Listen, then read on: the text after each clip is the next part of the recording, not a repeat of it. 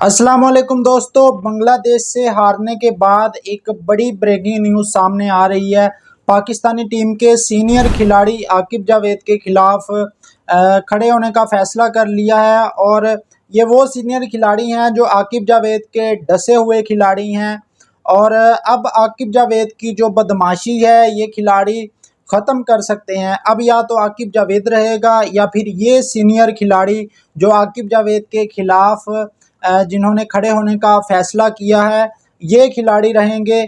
क्योंकि भाई आकिब जावेद वो बंदा है जो पिछले 3 साल से कब्जा करके बैठा हुआ है पाकिस्तान क्रिकेट बोर्ड के अंदर, जो बड़े बड़े फैसले कर रहा है। लेकिन हर दफ़ा जब भी पाकिस्तान की टीम कोई सीरीज़ हारती है तो बली का बकरा जो है वो कप्तान को बनाया जाता है, वो चाहे बाबर आजम हो, चाहे वो मोहम्मद रिजवान हो, चाहे वो शान मसूद हों। कसूर इनका भी है। शान मसूद ख़ास तौर पर इस टेस्ट सीरीज़ के अंदर उन्होंने कोई ख़ास परफॉर्मेंस नहीं दी।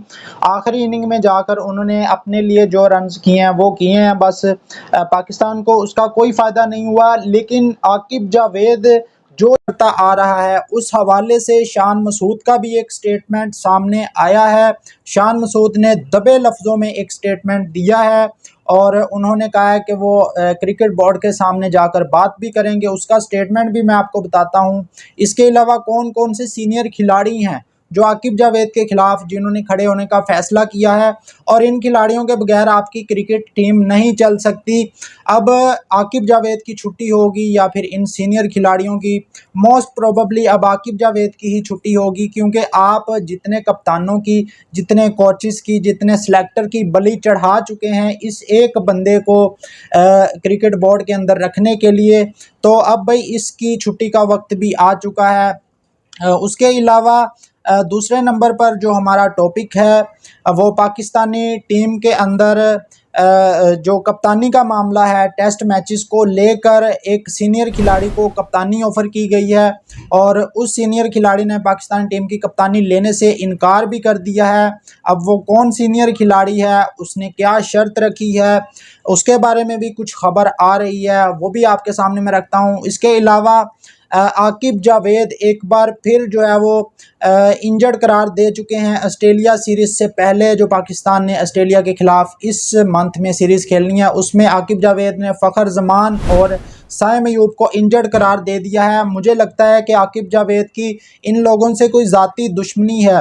फ़खर जमान जब भी PSL खेलते हैं या कोई लोकल टूर्नामेंट उन्होंने खेलना होता है तो उसमें फ़खर जमान जो हैं वो बिल्कुल फ़िट होते हैं, डाई लगाकर कैचेस भी पकड़ रहे होते हैं, अच्छी बैटिंग भी करते हैं। अभी 2 दिन पहले जो PCB का प्रैक्टिस मैच हुआ है उसमें 91 रन्स की इनिंग भी खेली। लेकिन अब फ़खर जमान को इंजर्ड करार दे दिया है आकिब जावेद ने। उसके साथ साइम अयूब जिनकी वनडे फॉर्मेट में जगह बनती है, हम ज़बरदस्ती उनको T20 में खिलाते हैं, लेकिन उसको भी इंजर्ड करार दे दिया है। ये भी जो है वो PSL में खेल रहे थे लेकिन अब इनको भी इंजर्ड करार दे दिया है। तो भाई साफ और सीधी बात ये है, ये दोनों के खिलाफ साजिश की गई है आकिब जावेद की जानिब से। आपको पता है कि इससे पीछे जो बांग्लादेश वाली सीरीज़ पाकिस्तान ने ODI सीरीज़ खेली थी PSL में, उसमें भी फ़खर जमान इंजर्ड थे। उसके बाद पूरा PSL खेला फ़खर जमान ने, तो अब एक बार फिर इंजर्ड हो चुके हैं। किसी को नहीं पता कौन सी इंजरी है, सिर्फ आकिब जावेद या उसके फरिश्तों को पता है कि फ़खर जमान को कौन सी इंजरी है। जब जब भी पाकिस्तान टीम से खेलने की बारी आती है फ़खर जमान इंजर्ड हो जाते हैं। तो इन्होंने भाई फ़खर जमान का कैरियर जो है वो ख़त्म कर दिया है। पता नहीं कौन सी दुश्मनी निकाल रहे हैं फ़खर जमान से।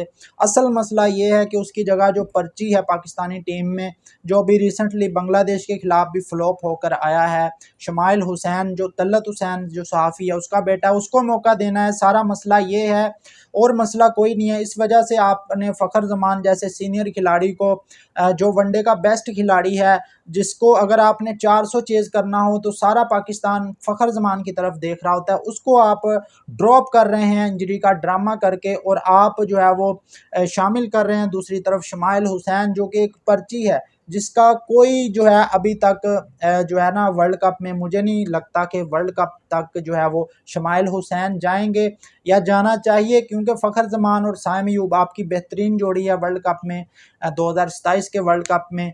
تو بھئی اب جو ہے وہ یہ دونوں کھلاڑی باہر ہو چکے ہیں اور اب پرچیوں کو ایک بار پھر پاکستانی ٹیم میں موقع ملے گا عاقب جاوید کی سربراہی میں۔ ظاہر ہے نام تو اوپر سے ہی آتے ہیں، عاقب جاوید بھی ایک طرح سے کٹ پتلی کا کردار ادا کر رہا ہے۔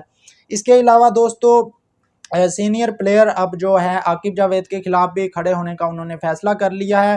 کچھ سینئر کھلاڑیوں کو اعتراض ہے، خاص طور پر محمد رضوان کے ساتھ جو سلوک کیا گیا، ان کی کپتانی میں پاکستان نے کچھ 2 سیریز جو ہیں وہ آسٹریلیا اور ساؤتھ افریقہ میں جا کر جیتی بھی ہیں، لیکن ان کو جب پریس کانفرنس میں آتے تھے وہ ایک ہی بات کرتے تھے کہ چیزیں میرے کنٹرول میں نہیں ہیں، میں کچھ نہیں کر سکتا، تو اس قسم کی باتیں کرتے تھے۔ ان کو بھی کپتانی سے ہٹایا، اس کے بعد بابر اعظم کو تو پہلے ہی ہٹا دیا تھا، اس کے بعد جو ہے وہ اب جو ہے وہ بابر اعظم کے ساتھ کس طرح عاقب جاوید جو ہے وہ ان کو ٹیسٹ سیریز سے ڈراپ کیا، یا مختلف جگہوں پر یہ پیچھے جو بنگلہ دیش والی سیریز ہوئی تھی اس میں ڈراپ کیا، T20 جو ایشیا کپ ہوا تھا اس میں ڈراپ کیا، تو یہ جو عاقب جاوید اور بابر اعظم کا جو آپس میں چل رہا ہے یہ بھی سب کو پتہ ہے۔ اس کے علاوہ اب شان مسعود کی بلی چڑھانے کا فیصلہ کیا ہے۔ ٹھیک ہے، شان مسعود صحیح نہیں کھیلا ایز اے کیپٹن، اس کو بہتر بیٹنگ کرنی چاہیے تھی، لیکن بھائی کب تک آپ کپتانوں کی بلیاں چڑھاتے رہیں گے؟ ایک عاقب جاوید کو برقرار رکھنے کے لیے اس کو اپنے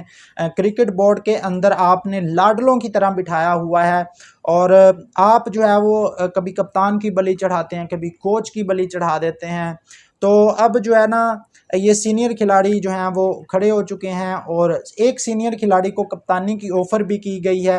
شان مسعود نے بھی کہا ہے کہ میری کپتانی رہے یا نہ رہے، میں آ کر پی سی بی کے سامنے ساری باتیں بتاؤں گا۔ ان کا اشارہ یہی تھا کہ عاقب جاوید نے جو اس ٹیم کے ساتھ کیا ہے، مطلب جو زیادتیاں اس ٹیم کے ساتھ ہوئی ہیں، جو سلیکشن میں جو ہیں زیادتیاں ہوئی ہیں، کامران غلام کو آپ نے سلیکٹ نہیں کیا اس اسکواڈ کے اندر، اس کے علاوہ آپ نے علی رضا یا پھر عامر جمال جو بہترین بولر تھا ٹیسٹ میچ کا، جس کی پیس بھی 140 کی تھی، جو آ کر اچھی بیٹنگ بھی کرتا تھا لوور آرڈر میں، اس کو آپ نے شامل نہیں کیا۔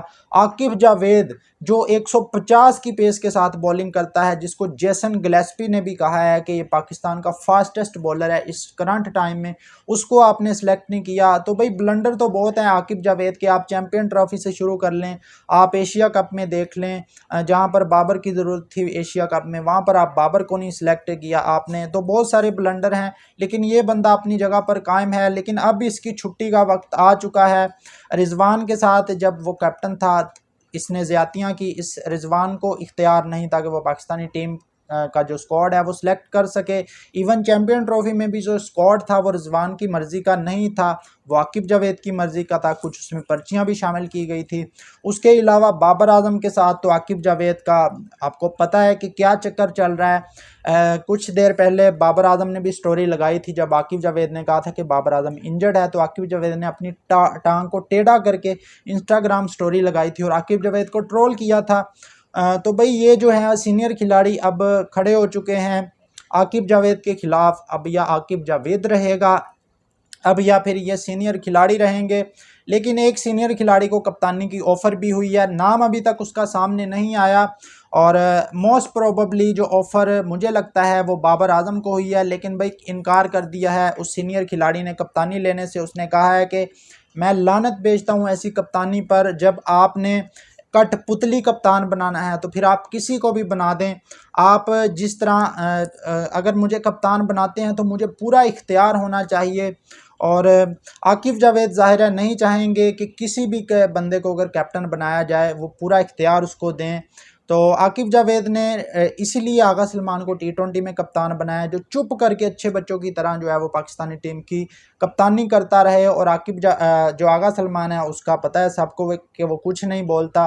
تو اب اس کو جو ہے وہ جو چانسز ہیں وہ یہی ہیں کہ اس کو پاکستان کی ٹیسٹ ٹیم کا جو ہے وہ اگلا کیپٹن بنایا جا سکتا ہے۔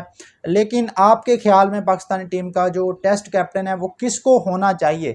کیا اگر بابر اعظم کو اتھارٹی ملتی ہے پوری تو بابر اعظم کو کپتان بننا چاہیے، یا اگر ان کو اتھارٹی نہیں ملتی تو کیا ان کو کپتانی لینی چاہیے؟